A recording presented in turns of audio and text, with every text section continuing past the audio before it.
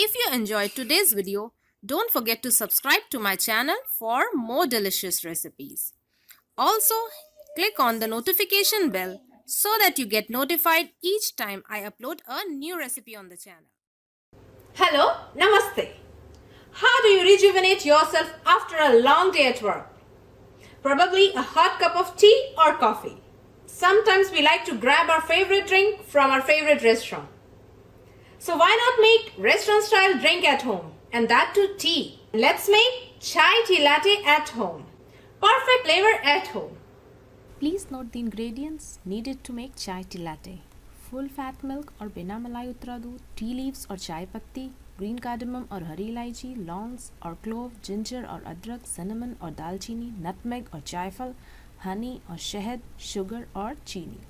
Please check description for more information on the recipe.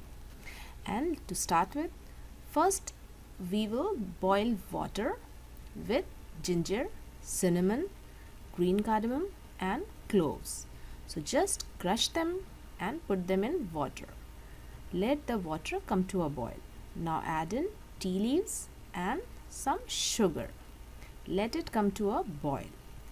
When this is boiled, strain it and keep it aside. Now the other part of chai tea latte.